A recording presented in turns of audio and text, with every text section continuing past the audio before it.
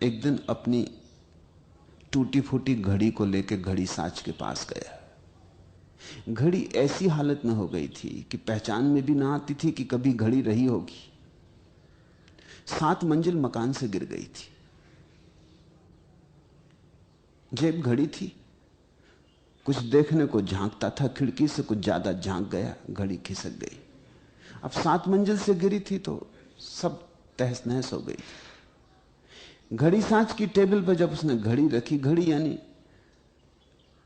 बहुत से कलपुर्जे, टूटे फूटे कांच के टुकड़े, सब तुड़े मुड़े, तो घड़ी साज ने भी गौर से अपना चश्मा ठीक करके देखा कि क्या चीज है। उसने पूछा, बड़े मियां क्या है? तो नसरुद्दीन का हद हो गई, देखा नहीं कि जेब घड़ी। घड़ी साज बोला, अरे तुमने, इतना ही वो कह पाया था कि अरे तुमने, कि मुल्ला ने समझा कि वो कह रहा है कि अरे तुमने गिरने क्यों दी। तो मुल्ला बोला, क्या कर सकता था, गिर गई, 7 मंजिल खिड़की से झांकता था, चूक हो गई। घड़ी साज ने कहा, गिरने की तो मैं कह ही नहीं रहा, मैं ये कह रहा हूं कि तुमने उठाई क्यों। अब इसको उठाने में सार क्या है?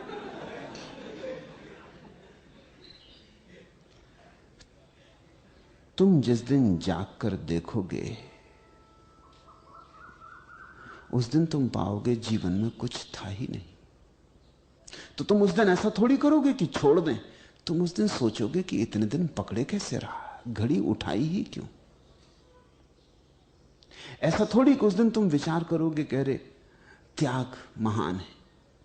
उस दिन तुम्हारे मन में सवाल उठेगा कि इतने दिन तक भोग में डूबा कैसे रहा, यह हुआ कैसे, इतना अंधा था, इतना अंधेरे में था, इतना बेहोश था कि जहां कुछ भी न था।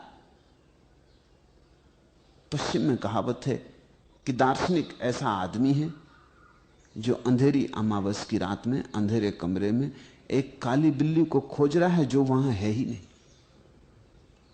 यह सारे जीवन की कथा है। एक अंधेरी रात में एक अंधेरे कमरे में काली बिल्ली को खोज रहे हो जो वहां है ही नहीं। मिलने का तो कोई उपाय ही नहीं है, लेकिन अंधेरा गहरा है और तुम्हारी धारणा है कि बिल्ली काली है, तो खोज जारी है, दिखाई नहीं पड़ रही है, खोजेंगे तो मिल जाएगी। किसी को कभी नहीं मिली, मगर किसी और की सुन के कमरे के बाहर मत निकल आना, अन्यथा भटकोगे, अन्यथा लौट लौट के कमरे में आ जाओगे। नहीं भी आए भौतिक रूप से तो मन आएगा, चिंतन आएगा, विचार आएगा, स्वप्न आएगा। इससे कुछ फर्क नहीं पड़ता कि तुम स्त्री के साथ आंख खोल के बैठते हो कि आंख बंद करके बैठते हो। इससे क्या फर्क पड़ता है कि तुम वस्तुतः धन को गिनते हो कि कल्पना में धन के सिक्के गिनते हो। इससे कुछ फर्क नहीं पड़ता, क्योंकि धन मात्र कल्पना है। वो जो नगद सिक्के मालूम पड़ते हैं, बजते हैं पत्थर पे पटको, तो वे भी उतनी ही कल्पना है जितनी आंख बंद करके जब तुम सिक्के गिनते हो। दोनों ही कल्पना है, मगर मेरे कहने से कल्पना ना हो जाएगी। अनुभव उधार नहीं लिए जा सकते। तुम्हारी अड़चन में समझता हूं, कहते हो प्यास नहीं जगती, द्वार नहीं खुलते। तुम उधार अनुभव की आकांक्षा कर रहे हो। उधारी से बचो, उधारी ने ही मारा, उधारी ने ही इतने दिन भटकाया है। अब उधारी बंद करो।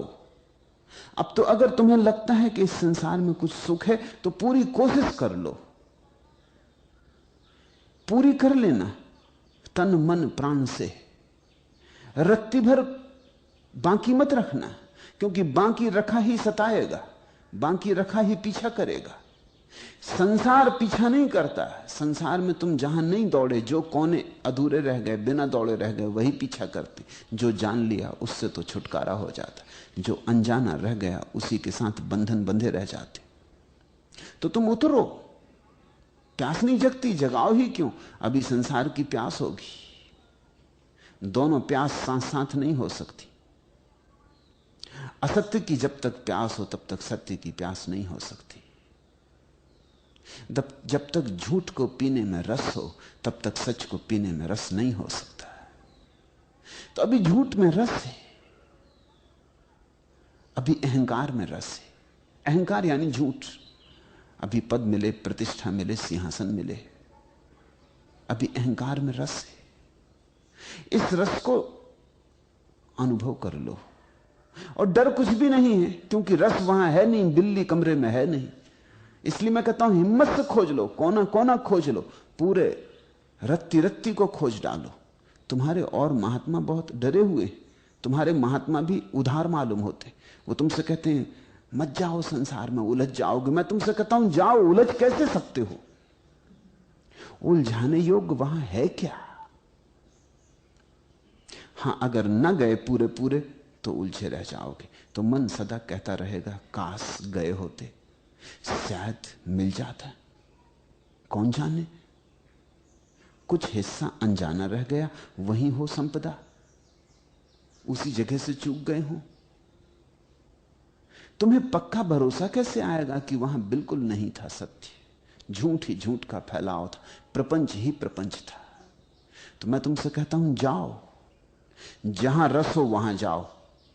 रस को बदलने की चेष्टा मत करो, कहीं तो रस होगा। ऐसा तो कोई आदमी नहीं है जिसका रस कहीं ना हो, क्योंकि ऐसा आदमी जी ही नहीं सकता, एक क्षण नहीं जी सकता। श्वास ही क्यों लेगा ऐसा आदमी जिसका कोई रस नहीं? सुबह उठेगा क्यों बिस्तर से? जहां बैठ जाएगा वहां से उठेगा क्यों दोबारा? चलेगा क्यों? आंख क्यों खोलेगा? जिस आदमी का कोई भी रस नहीं है वो तो उसी क्षण मृत हो जाएगा, उसी क्षण। एक क्षण भी जीने का कोई उपाय नहीं। जिजीविसा चली जाए तो जीवन चला जाता। तो तुम्हारा रस कहीं होगा। तुम्हारी तकलीफ मैं समझता हूं। तुम्हारा रस तो तुम्हें दौड़ा रहा है धन पद की तरफ, और तुम्हारे महात्मा तुम्हें पकड़े हैं पीछे से। वो कह रहे हैं कहां जा रहे? वहां कुछ भी नहीं। तुम दुविधा में पड़ गए हो। महात्माओं की सुने, बात तो लगती है कि महात्माओं की ही ठीक होगी, भले सज्जन लोग, मगर तुम्हारा दिल कहता है अभी खोज लो। मस्जिद में मौलवी बोला, बोलने के बाद उसने कहा जो लोग स्वर्ग जाना चाहते हो खड़े हो जाएं। मुल्ला नसरुद्दीन को छोड़ के सभी लोग खड़े हो गए। मौलवी थोड़ा हैरान हुआ। जब सब बैठ गए तो मौलवी ने कहा आप जो नर्क जाना चाहते हो वो खड़े हो जाएं। कोई भी खड़ा ना हुआ। मुल्ला फिर भी बैठा रहा। तो मौलवी ने कहा मुल्ला क्या इरादा, कहीं नहीं जाना? मुल्ला ने कहा जाना तो स्वर्ग ही है, लेकिन अभी नहीं। और आप तो कुछ ऐसा कर रहे हैं जैसे कि बस खड़ी हो बाहर और लोग जाने की तैयारी में। अभी नहीं, जाना तो स्वर्ग ही है, लेकिन अभी नहीं। अभी बहुत कुछ करने को यहां बाकी है। अभी मन भरा नहीं। ज्यादा ईमानदार आदमी है। जो लोग खड़े हो गए थे उनको भी अगर पक्का पता हो कि बस बाहर खड़ी हो गई तो वो भी बैठ जाएंगे। वो भी सिर्फ आकांक्षा प्रकट कर रहे हैं कि हम स्वर्ग जाना चाहते हैं, लेकिन अभी नहीं। अभी कौन स्वर्ग जाना चाहता है? अभी तो संसार में बहुत कुछ बाकी है। अभी इरादे बाकी है, अभी अभिलाषाएं बाकी है। अभी सपने टूटे कहां? अभी तो सपनों के इंद्रधनुष फैले। अभी तो बड़े सेतु हैं। अभी तो दूर क्षितिज पर दिखाई पड़ रहे मरुद्यान। अभी तो लगता है ये पहुंचे, ये पहुंचे। दिल्ली कितनी ही दूर हो, दूर नहीं, ऐसा लगता कि पास ही है। पहुंचे पहुंचे जाते, 2 कदम और कि 4 कदम और पहुंच ही जाएंगे। थोड़ा श्रम, थोड़ी मेहनत, थोड़ी प्रतीक्षा, मन ऐसा कहे चला जाता है।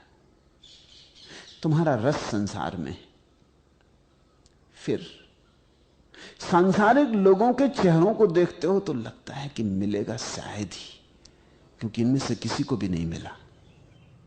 महात्माओं को देखते हो, संतों को देखते हो, लगता है शायद इन्हें मिला हो शांत, आनंदित, मगर अपने भीतर तुम्हारा अनुभव कहता है अभी नहीं, अभी नहीं, और थोड़ा खोज लो। कौन जाने जो किसी को भी नहीं मिला वो तुम्हें मिल सकता हो। मन की एक बड़ी गहरी बात है, और वो गहरी बात यह है कि मन कहता है तुम अपवाद हो सकते हो। माना किसी को ना मिला होगा, लेकिन इससे क्या यह सिद्ध होता है कि तुम्हें भी ना मिलेगा? मन का एक नियम है कि वो सदा तुम्हें छिपाता है। वो कहता है तुम अपवाद हो सकते हो। सारे लोग मरे, पृथ्वी कब्रिस्तान है, रोज कोई मरता है, लेकिन तुम्हारा मन तुमसे कहता है और लोग मरते हैं, तुम थोड़ी मरते हो। तुम कहां मरे? अब तक तुम कहां मरे? कभी अपने को मरा देखा? तो हो सकता है तुम न मरो। मरने के आखिरी क्षण तक आदमी ये सोचता रहता मौत सदा दूसरे की होती, अपनी थोड़ी। अर्थी किसी और की उठती है, अपनी थोड़ी। दूसरों को मरघट पहुंचाते हो तुमको किसी ने कभी मरघट पहुंचाया? भीतर एक आशा जगी रहती कि शायद परमात्मा तुम्हें इस नियम से मुक्त रखेगा। जब चोर चोरी करने जानता है तो वो भी जानता है कि चोर पकड़े जाते, पर वो सोचता है शायद मैं न पकड़ा जाऊं। और पकड़े जाते होंगे, कुशल नहीं, कला नहीं आती।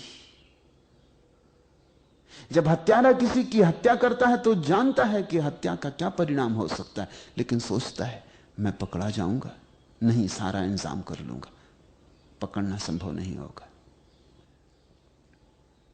तुम रोज इस नियम का उपयोग करते हो। कल भी क्रोध किया था, परसों भी क्रोध किया था, हर बार क्रोध करके दुख पाया, आज फिर क्रोध कर रहे हो। फिर भी सोचते हो शायद इस बार दुख ना हो, शायद इस बार पछतावा ना हो। कितनी बार कांटे हाथ में चुभे और कितनी बार लहू बहा, मगर इस बार सोचते हो फिर कांटे से खेल लें, शायद इस बार कांटा फूल बने, शायद कांटा इस बार दया करे, शायद अब तुम इतने कुशल हो गए हो जीवन के अनुभव से कि अब कांटा तुम्हें न सता पाए। ऐसा मन बचाए चला जाता। जिस व्यक्ति को संसार में जीवन का शाश्वत नियम दिखाई पड़ जाता है कि मैं भी अपवाद नहीं हूं, मेरी भी मौत होगी, मैं भी मिट्टी में गिरूंगा, आज नहीं कल धूल में पड़ा रहूंगा, यहां पद और प्रतिष्ठाएं कहीं भी मुझे बचाने वाली नहीं, कितना ही धन हो तो भी मौत से कोई सुरक्षा नहीं है। जिस दिन व्यक्ति को ऐसा साफ साफ दिखाई पड़ जाता है, उस दिन जीवन में एक क्रांति घटती। उस दिन जो सारी प्यास नियोजित थी संसार की तरफ, बाहर की तरफ, वही सारी प्यास भीतर की तरफ नियोजित हो जाती, परमात्मा की तरफ नियोजित हो जाती।